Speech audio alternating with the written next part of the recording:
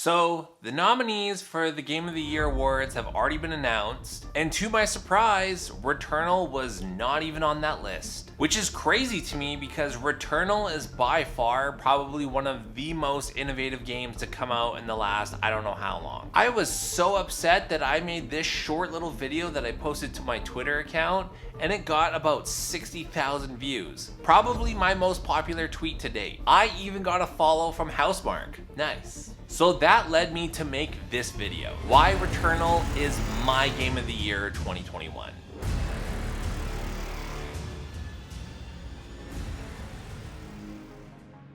Returnal is one of those games that piqued my interest just from the trailers alone. I was like, aliens, space, cool looking guns and particle effects? Sign me up. My expectations weren't super high, as I mainly play Souls games and I usually hate most games within minutes of playing them. This game has a TTG, time to gameplay, of about 3 minutes. What is also surprising is when you get control of your character, you immediately feel how fluent the controls are in this game. You have full mobility of Celine right out the gate. No limited movement bullshit, no running into some kind of NPC that dumps a shit ton of dialogue and exposition on you. You just go. The tutorial section cleverly and effectively gets you to use the mechanics of the game. You traverse areas where you learn how to move efficiently and how important dashing is. I just love this way of doing a tutorial section rather than running into an NPC who gives you a 5-minute dialogue about your starter weapon. This game is about speed, and I love that. A lot of games want to focus on realism these days, so it feels like they can make your character move unnecessarily slow on purpose, and I can't stand that.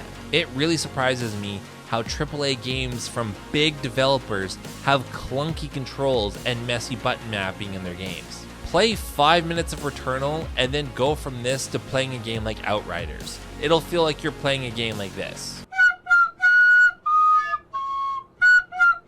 I know, you're probably like, how could you possibly make a comparison to Outriders like that? You hide behind boxes.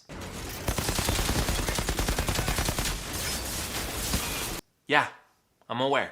Returnal knows what gamers like, and you can even edit the button mapping to your own preferences. Why don't more games do this? When you first start a new game in Returnal, you are greeted with a stunning yet simple cinematic that has zero dialogue. The main character Celine has an amazing story that you kind of unravel in layers. It's not spoon-fed to you, and you don't need to know all of it to enjoy the game. I also love the main character is a woman, but it doesn't shove that down your throat. It doesn't have to. The game doesn't start out like, in the future, there was a badass woman named Celine, top of her class at NASA, outpacing all the men in her division. None of that.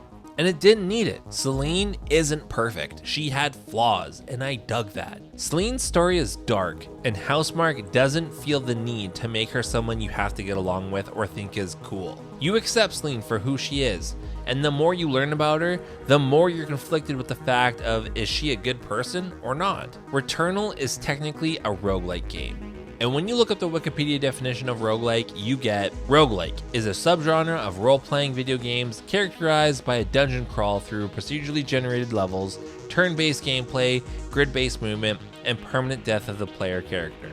Yes! A lot of people criticize this game for its difficulty and because it's not very friendly to those with limited gaming time. I personally found the difficulty refreshing in an age of gaming where it's the norm to handhold the player and be very forgiving to the point where death in a game means nothing. People slam this game for not having save states, and what they don't understand is if Returnal had save states, there would be almost no difficulty. You would just save before any new area and wouldn't have any trouble making it from one area to the next. They have since added a save state to the game that lets you suspend your gameplay so you can pick up where you left off. But, as is tradition, people quickly found out a way where you can exploit this and continuously resume from a save point. Most games approach difficulty by just adding more enemies in the game, and that is a lazy approach to me. Other games like Resident Evil Village make basic enemies take 100 shots to kill, which completely takes me out of the experience if you ask me. If I shoot something in the face point blank, it should die. This isn't Army of Darkness.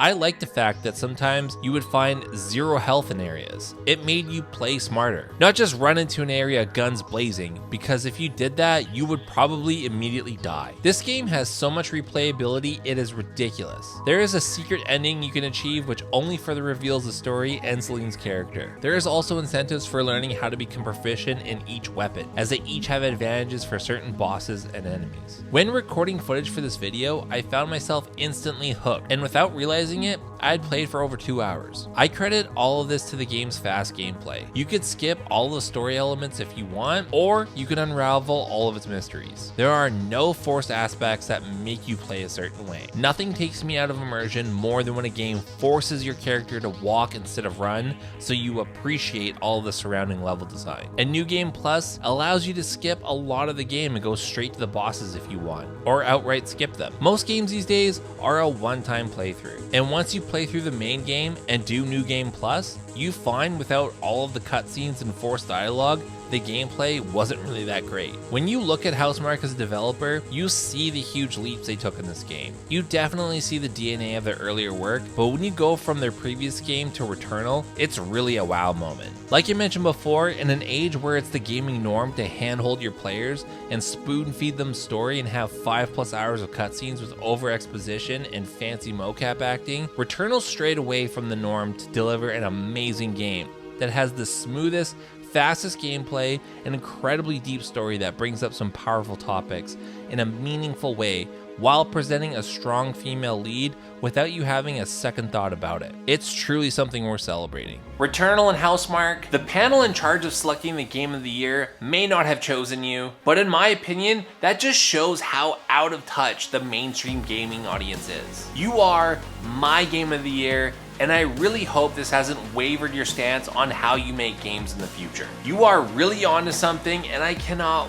wait for whatever you're teasing coming out next. You have definitely piqued my curiosity, and I really hope that you double down on this formula, because you're really onto something special here. I'm sold, HouseMarque.